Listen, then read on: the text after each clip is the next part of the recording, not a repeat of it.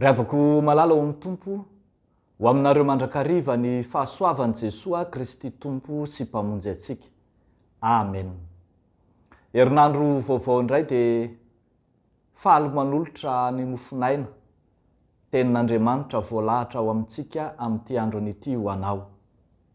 Jesosy manam-pahefana. Jesosy manam-pahefana. Zany no asongadiny nofinainantsika anio, tarafina amin'ny filazantsara araka amin'ny marika toko voalohany, ny andininy faha 120 hatramin'ny andininy faha 8. Jesosy manam-pahefana. Vao nanomboka kelikely nanao ny asany tany amin'ny faritry Kapernaum, tany amin'ny faritry Galilea Jesosy, manomboka miely tsikelikely ny lazany, dia indro marobe no velom-panontaniana ny amin'ity Jesosy ity. Fanontaniana miverimberina ary ezahany marika valiana ao amin'ny boky manontolo ny fanontaniana manao hoe iza marina moa i Jesosy? Iza marina moa i Jesosy?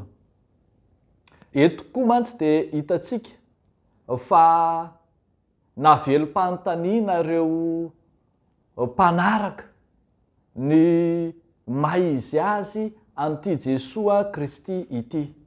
Ary hitantsika eto aza fa ahitana zavatra manahirana ny fanahy maloto to nahafantatra ny identité an' Jesosy Kristy, ny momba azy. Fantatro fa moa mifaninona akory izay sehanao, ry Jesosy avy any Nazareta, avy andringana anay va ianao? Fantatro fa lay masin'Andriamanitra ianao. Nefa etsakilan'izay ny vahoaka mpanaradia dia mbola eo amin'ny toeran'ny mpanontany, manontany velom-panontaniana manao hoe fa iza roatra re io? Manao ahoana re zao zavatra izao? Na ahoana ny fifanoeran-kevitra misy, ny zavatra hitantsika dia izao: Jesosy manam-pahefana. Manam-pahefana Jesosy, miavaka teo amin'ny fampianarany ary vakivavan'izany mihitsy ny mpiaino. Ambaran'ny filazantsara araka amin'ny Matio fa rehefa avy nampianatra teo an-tendrombohitra, tamin'ilay toriteny izay natao teo an-tendrombohitra i Jesosy no nitenin'ny olona manao hoe talanjona ny olona tamin'ny fampianarany, satria mampianatra azy tahaka ny manana fahefana izy, fa tsy mba tahaka ny mpanoradalàna. Mpanoradalàna dia mahay tsara ny lalàna, nianatra amin'izany ary nifantoka bebe kokoa tamin'izany ka dia nampiatra ny lalàna. Fa ny Jesosy kosa hita tao anatin'ny fampianarany ny fahefan'Andriamanitra izay efa nomba azy sady. Ary tsy tamin'ny fampianarany ihany, fa raha niatrika ny fanahy maloto aza Jesosy, dia hitantsika fa ny teniny monja dia nampivoaka, nampiala ny demonia. Nanam-pahefana tamin'ny fanahy maloto ihany koa izany i Jesosy Kristy. Izany no nahatonga ireo mpanaradia rehetrarehetra manontany tena sy te hafantatra liana ny momba ny amin'i Jesosy marina. Manao ahoana re zao zavatra izao? Efa fantatsika eo amin'ny tantaran'ny testamenta vaovao fa manam-pahefana mandrakariva Jesosy, tsy tamin'ny fampianarany fotsiny na teo anatrehan'ny fanahy maloto fotsiny, fa tamin'ny lafiny rehetra, teo amin'ny aretina, tamin'ny fahafatesana, teny amin'ny zavaboary aza, ka nahatonga ny mpianatra hivelom-panontaniana manao hoe lehilahy manao ahoana loatra re ity?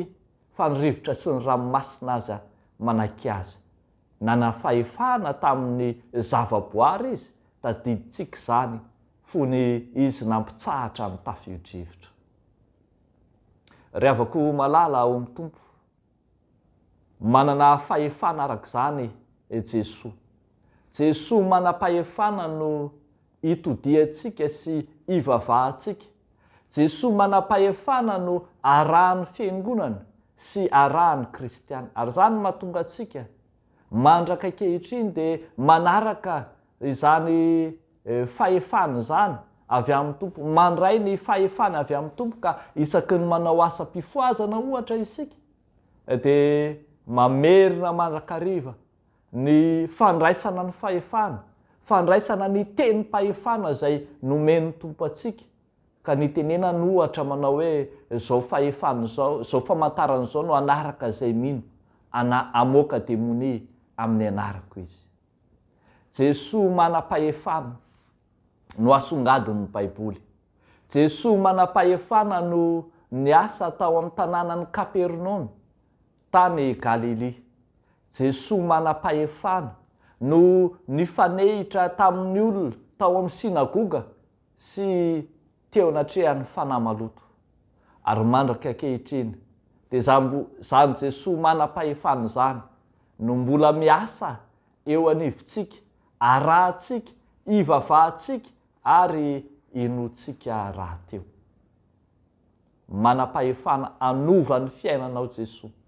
Manam-pahefana anao zavatra lehibe sy mahagaga eo amin'ny fiainanao Jesosy. Manam-pahefana amin'izay tsy vitan'olombelona kanefa tianao atao eo amin'ny fiainanao i Jesosy. Matokia azy fa manam-pahefana izy. Eo an'Andriamanitra irery ny voninahitra. Amen. Ivavaka isika ry havako.